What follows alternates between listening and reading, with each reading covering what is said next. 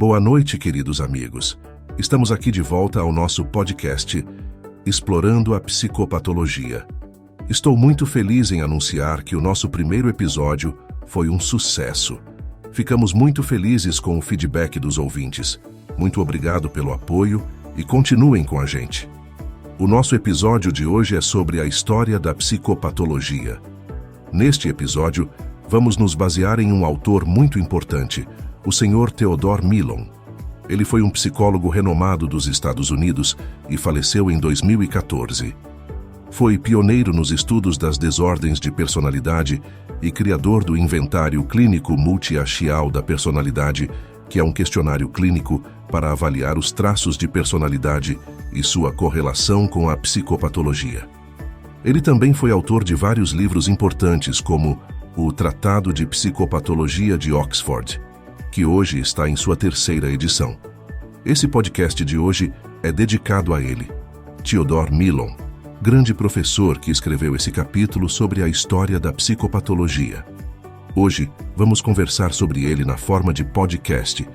Vamos lembrar que esse podcast visa dar suporte pedagógico ao curso de Psicopatologia 1 do Instituto de Psicologia da Universidade de Brasília. Por isso, pessoal, quando vocês estiverem impossibilitados de ler, lembrem-se, peguem este podcast e revisem o nosso conteúdo.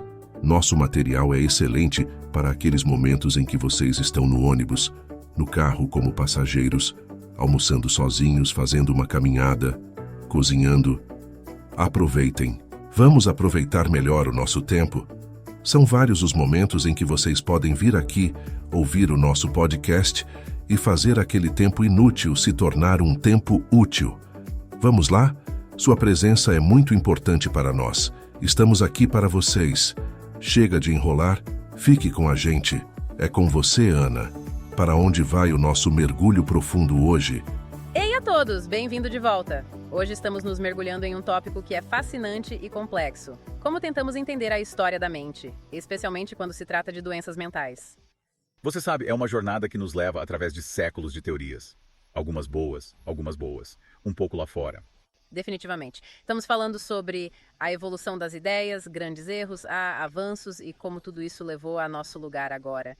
Exatamente. E a parte fascinante é observar como essas figuras históricas continuam moldando nossa visão sobre saúde mental hoje, mesmo as ideias que agora parecem ultrapassadas. Ok, vamos retornar à Grécia Antiga.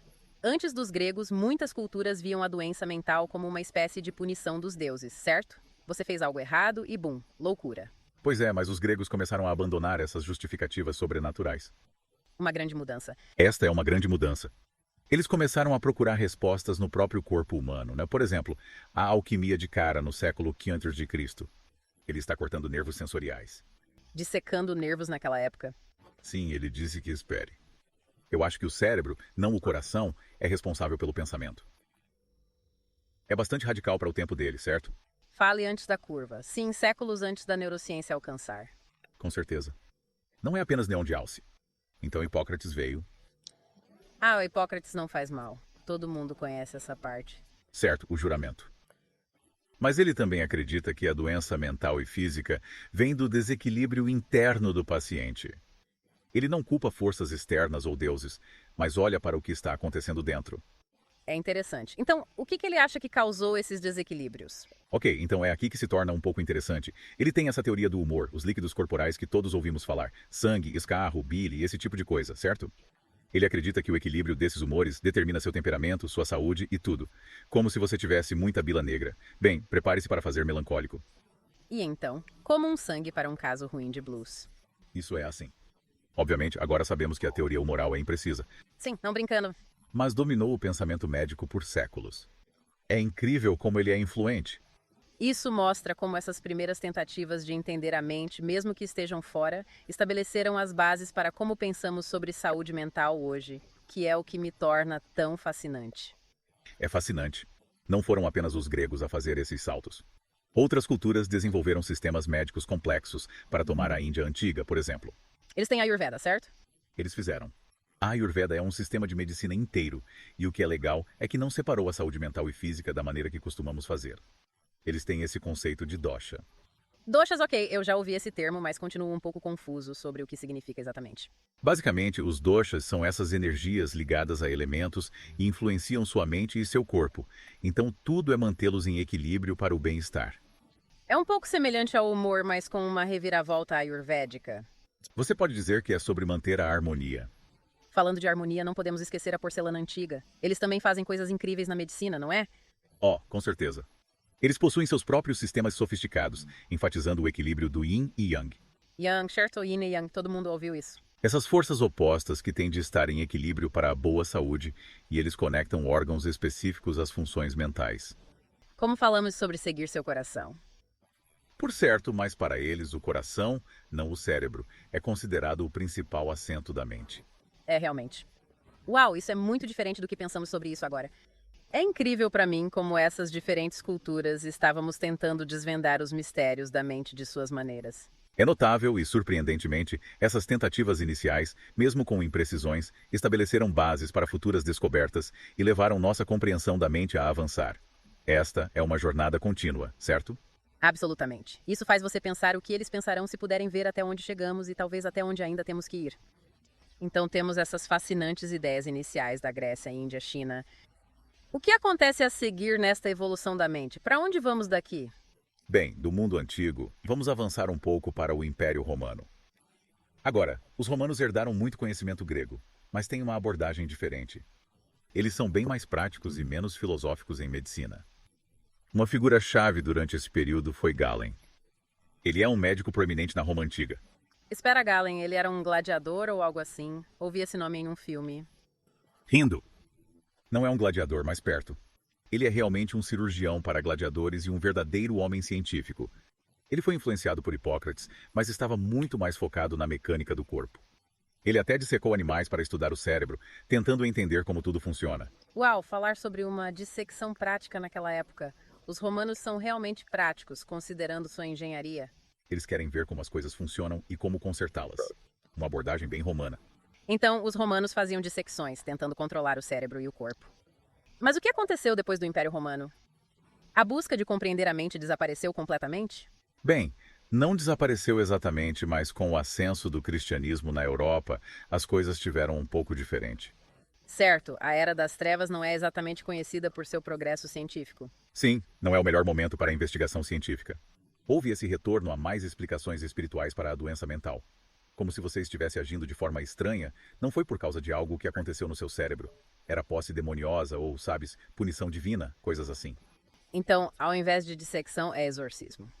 Quase. Mas é importante lembrar que, mesmo naqueles tempos, o conhecimento está sendo preservado em outras partes do mundo.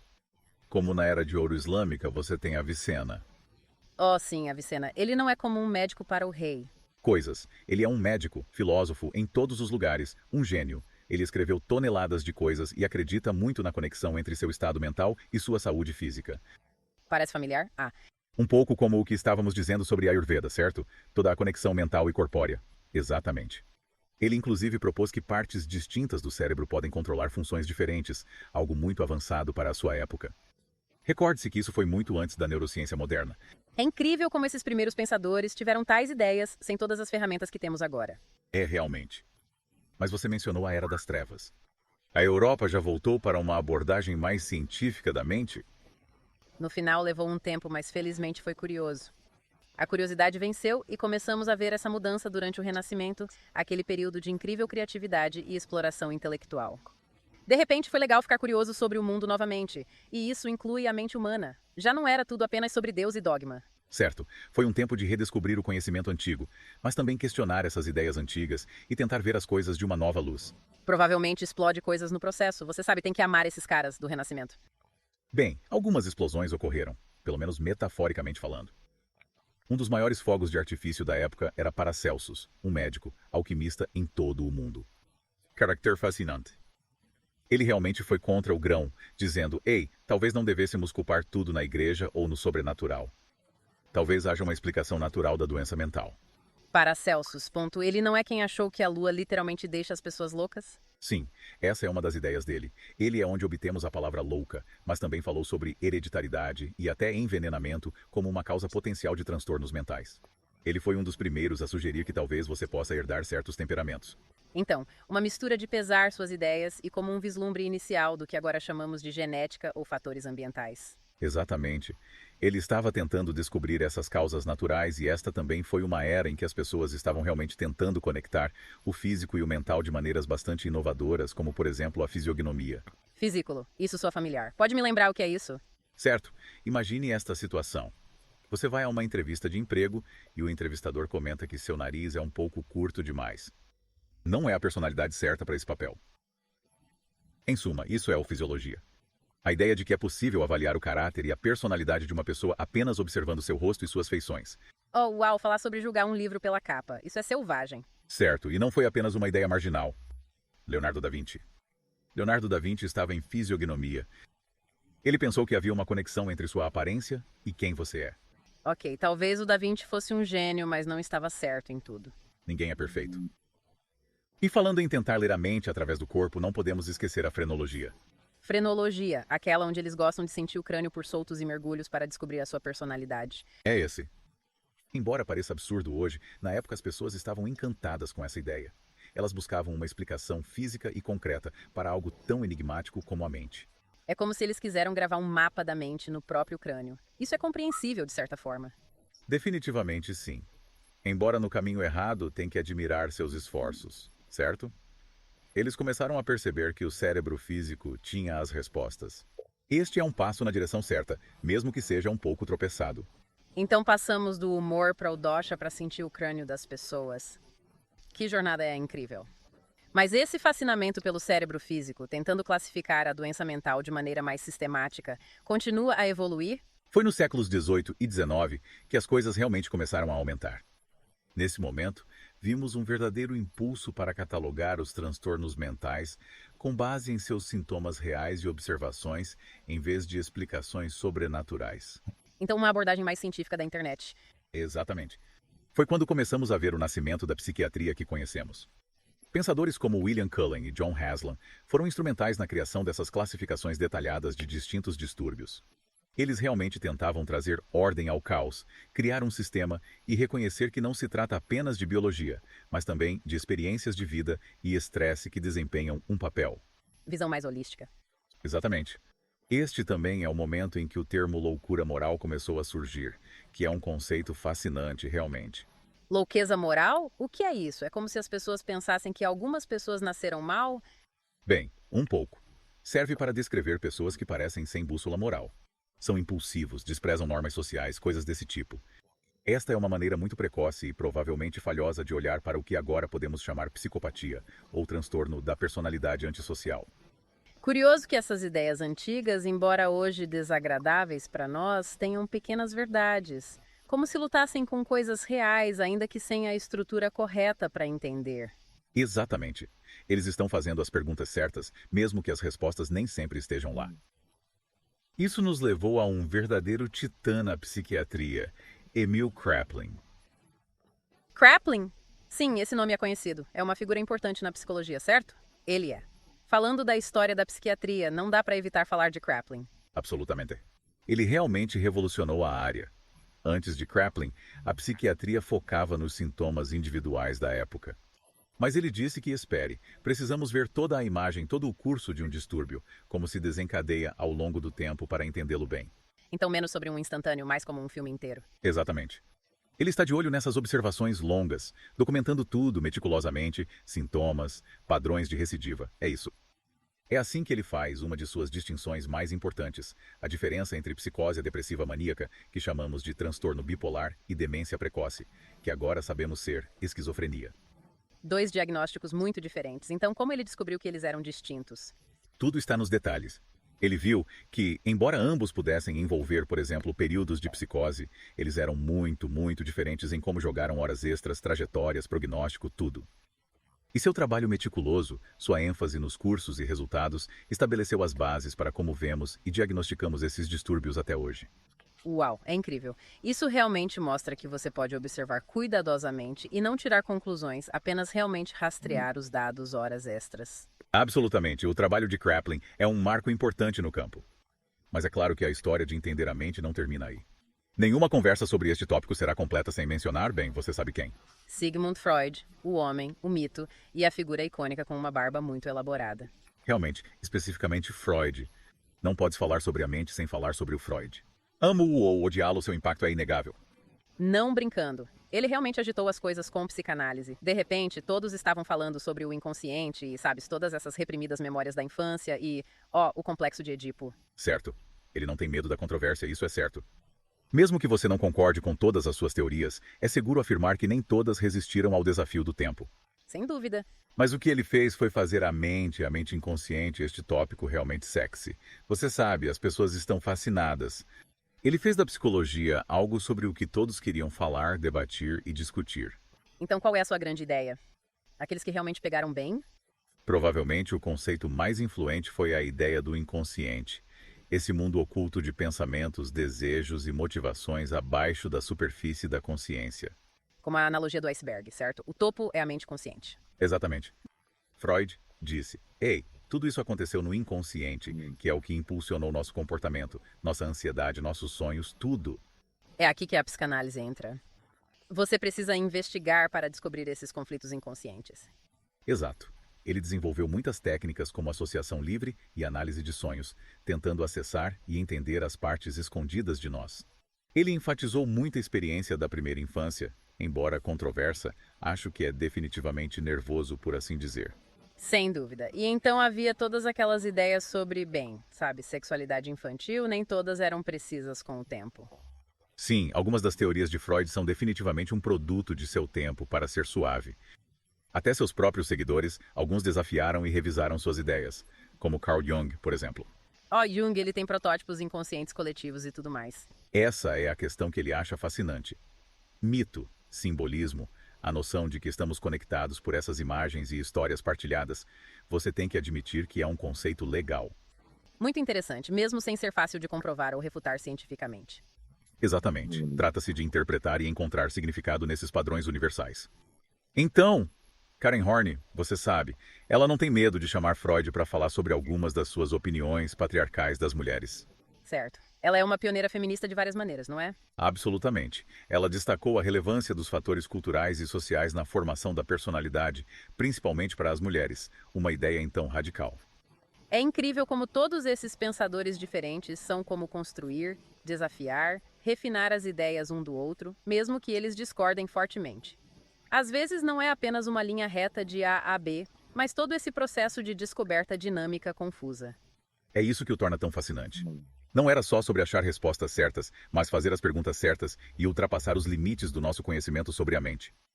Isto nos leva ao século XX e além, quando as coisas começaram a ficar realmente interessantes na integração dessas diversas perspectivas. Temos psicanálise, mas também temos enormes avanços em biologia, neurociência e compreensão física do cérebro. Então, como tudo isso se uniu? Essa é a pergunta de $1 milhão, não é? Sim. A resposta é complicada. É um processo ainda em andamento. Mas em meados do século XX, houve uma crescente percepção de que não podemos nos concentrar apenas na mente ou no cérebro isoladamente. Tem de ser uma abordagem mais holística. O modelo psicossocial biológico olha para toda a pessoa. Fatores sociais de biologia, psicologia. Essa mudança realmente abriu a porta para alguns avanços incríveis, tanto em como entendemos como tratamos doenças mentais. Como o desenvolvimento de medicamentos psiquiátricos, por exemplo. Uma grande descoberta de medicamentos como lítio para transtorno bipolar ou clorpronazina para esquizofrenia realmente revolucionou o campo. De repente, houve essas novas ferramentas, novas maneiras de ajudar as pessoas que estavam sofrendo, mas... Não era apenas sobre medicamentos, certo? Certo. Também vimos o surgimento de novas terapias, como a cognitiva e comportamental, o CBT, que ainda tem grande impacto. Ok, então para aqueles de nós que não fizeram tratamento, quebre isso para nós. Então a ideia básica por trás do CBT é que a maneira como pensamos, nos sentimos e nos comportamos está tudo conectada. Ao mudarmos nossos padrões de pensamento e desenvolvermos mecanismos de enfrentamento saudáveis, podemos realmente alterar nosso estado emocional e comportamento. Como recalinhar o seu cérebro de certa forma? Então, não é apenas descobrir aqueles traumas infantis profundos, mas é como ferramentas práticas para gerenciar seus pensamentos e sentimentos aqui e agora. Com certeza. O ótimo do CBT é que há muitas evidências para apoiá-lo. É incrivelmente eficaz para uma ampla gama de questões, desde ansiedade e depressão até OCD e PTSD. É incrível pensar em quanto longe chegamos daquelas teorias iniciais sobre humor e posse demoniosa, você sabe. Mapear circuitos cerebrais e desenvolver essas terapias realmente eficazes. Quando você pensa nisso, é impressionante, mas apesar de todo o progresso, ainda estamos apenas arranhando a superfície do entendimento da mente. Ainda há tantos mistérios, tantos que não sabemos. Isso é um tanto emocionante, certo? Quero dizer, isso significa que ainda há muito a descobrir. Exatamente, é isso que me deixa continuar. A mente é a fronteira final. Não se trata apenas de cientistas e laboratórios. É sobre todos nós tentamos entender a nós mesmos, nosso mundo interior, nosso lugar no universo. Esta é uma jornada que nunca termina. Gosto que esta seja uma jornada contínua, um processo de exploração. Essa é uma ótima nota para terminar. Então, para todos que ouvem, continuem perguntando, continuem curiosos, porque a busca de entender a mente está longe de acabar. Muito obrigado, Ana. Obrigado também ao personagem criado por inteligência artificial que serviu aqui de entrevistado. Esse podcast foi criado inteiramente por um programa de inteligência artificial. Foi feito a partir de um artigo de livro cujo nome é Breve História da Psicopatologia. O Dr. Theodore Millon o publicou no livro Tratado de Psicopatologia de Oxford, na sua 3ª edição. Nossa equipe de doutores na área da psicopatologia supervisionou cada processo elaborado pela inteligência artificial e garante que o conteúdo deste podcast corresponde ao conteúdo científico do livro consultado. Podem confiar. E mais, indicamos que todos vocês leiam o livro do Dr. Millon se quiserem se aprofundar mais no assunto. Esperamos que tenham gostado. Esse formato de ensino, o podcast, é mais uma forma de ajudar todos vocês a se interessarem pelo conhecimento da psicopatologia. Sabe aquele tempo que você joga fora? Então, faça dele um tempo útil. Vem com a gente para esse aprendizado e relembre os conteúdos das nossas aulas em qualquer tempo e lugar. Não deixem de estudar todos os dias. Até o próximo podcast.